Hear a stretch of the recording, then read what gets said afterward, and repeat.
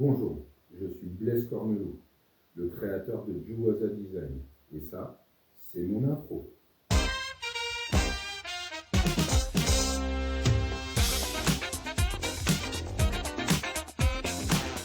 Aujourd'hui, pour cette première vidéo, je vais vous parler de développement citoyen. Le contexte dans lequel il a grandi, ses avantages, ainsi que les pièges à éviter. Mais d'abord, qu'est-ce que le développement citoyen ? Un développeur citoyen est un utilisateur sans formation informatique qui va créer des applications.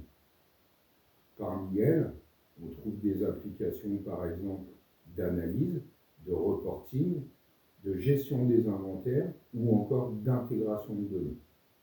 Pour ce faire, en général, le développeur citoyen utilise des solutions sans code ou à faible code, ce qu'on appelle le no-code, low-code. On en trouve beaucoup sur le marché. Moi, personnellement, j'utilise la Power Platform de Microsoft, qui est une solution simple, efficace, facile à comprendre, qui possède une grande documentation ainsi qu'une grosse communauté. Dans quel contexte a grandi le développement citoyen ? Il y a une année à retenir, c'est celle de 2020 et la crise du Covid. À l'époque, la transformation digitale des entreprises n'est plus source d'innovation, mais un impératif afin de pouvoir maintenir les activités. Le PDG de Microsoft, Satya Nadella, a déclaré à ce sujet qu'en 2 mois, nous avions assisté à 2 ans de transformation digitale. Quelles ont été les conséquences ? Selon une étude récente, 71% des chefs d'entreprise interrogés ont déclaré que leurs équipes informatiques possédaient un grand réservoir de demandes auxquelles ils ne pouvaient pas répondre, ce qui peut engendrer de la frustration de la part des collaborateurs, des objectifs qui sont difficiles à atteindre, des opportunités qui sont manquées, ou encore la perte de l'avantage concurrentiel. Selon Forrester, d'ici 2024, il y aura une carence de 500 000 développeurs de par le monde.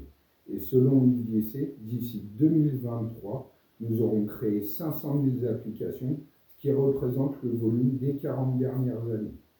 Alors, quels sont les avantages du développement citoyen ? Il faut savoir déjà qu'au niveau du marché de l'emploi, il y a très peu de candidatures de développeurs. Un développeur citoyen peut donc pallier à cette carence.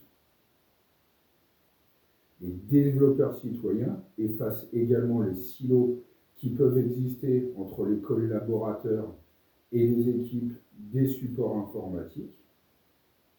Un autre avantage, c'est qu'en confiant une partie de la création d'applications aux développeurs citoyens, on permet aux supports informatiques de se reconcentrer sur des tâches plus fondamentales. Et enfin, les développeurs citoyens sont un formidable accélérateur d'innovation au sein des entreprises. Alors, il ne s'agit pas de faire n'importe quoi, n'importe où, n'importe comment. Quels sont donc les pièges à éviter ? Le premier, bien sûr, il s'agit du shadow IT, c'est-à-dire du développement caché qui ne suit pas la feuille de route de l'entreprise. Il est très important que vos équipes informatiques créent du lien avec les développeurs citoyens.